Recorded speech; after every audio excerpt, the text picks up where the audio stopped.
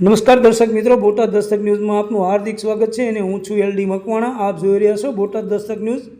હવે પછીના સમાચાર વિગતવાર। વિશ્વ હિન્દુ પરિષદના કાર્યક્રમોમાં રોષ। બોટાદના મિલિટરી રોડ પર સિદ્ધનાથ પહાડી હનુમાનજી મંદિરને તંત્ર દ્વારા પાડી દેવાયું।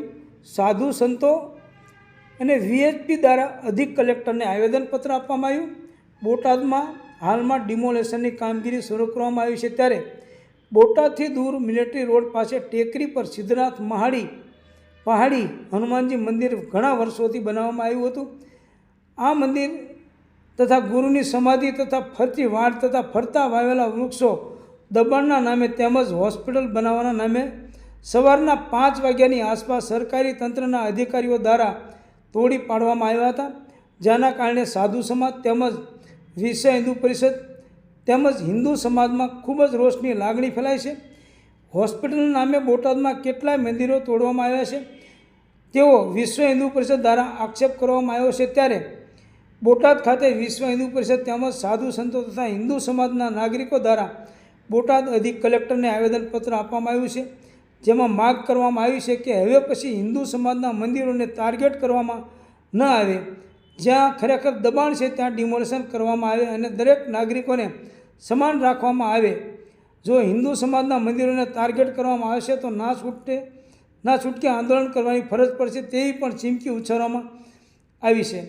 આ સાથે માગ કરવામાં આવી છે કે જો અહીંયા હોસ્પિટલ બને તો પહેલાં જેવું મંદિર સરકારના ખર્ચે બનાવી આપો અને સાધુ સંતોને પરેશાન ન કરવા, તેવી પણ માગ કરવામાં આવી છે।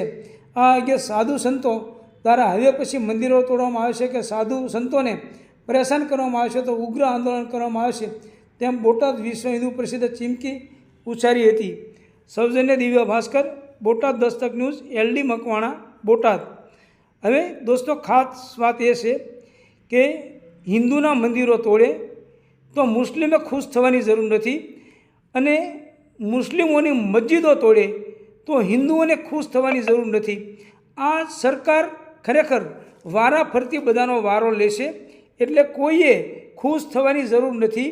એટલે તમે તમારી રીતે ખરેખર એકબીજાને સહાયરૂપ થાઓ, એકબીજાને મદદ કરો અને એકબીજા સમાજને હિન્દુ મુસ્લિમ એક થઈ અને ખરેખર આવા જે દૂષણો છે એની સામે તમે પડકાર ફેંકો તો જ ખરેખર સાચી વાત ગણાશે અને એક તંત્ર થઈ અને રહો તો ખરેખર લાભમાં રહેશો। ખરેખર હિન્દુને મારે મુસ્લિમ દાંત કાઢે, મુસ્લિમને મારે હિન્દુ દાંત કાઢે, આ સિસ્ટમ બંધ કરી અને એક થઈને રહો। Botad Dastak news, LD Makwana, Botad.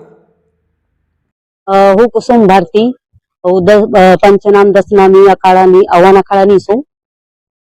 મારે અહીંયા હવારપોરમાં હોતા હતા ત્યારે પાંડ્યાભાઈ મામલેદાર ગાડી વાડી લઈને આવ્યા હતા 4-5 અને પોલીસ ખાતા લઈને આવ્યા હતા। અમે હોતા હતા તો અચાનક આવીને અમારો ઝાપો તોડી નાખ્યો, દરવાજાનું પહેલો દરવાજાનો ઝાપો છે એ તોડી નાખ્યો। અંદર આવ્યા કે માતાજી કહે કે ભાઈ અમે જગ્યા ખાલી કરવા માટે આવ્યા છે, તો અમે કીધું કાંઈ માતાજી વાંધો ને તમે તારે જગ્યા ખાલી કરી નાખો, પણ અમારે સામાન લેવા દો। તો ઓલા પોલીસ ખાતા વાળું કહે તમે તારે ચૂપચાપ ઓલી બાજુ જઈને બેસી જાઓ, તો અમને લેડીઝના હવાલે કરી નાખ્યું અને બધું અમારે તોડફાડ કરી છે। જાણ કરવા આવી હતી પણ અચાનક આવીને તોડી નાખ્યું। એ હવારે પર 4 વાગી ગયા।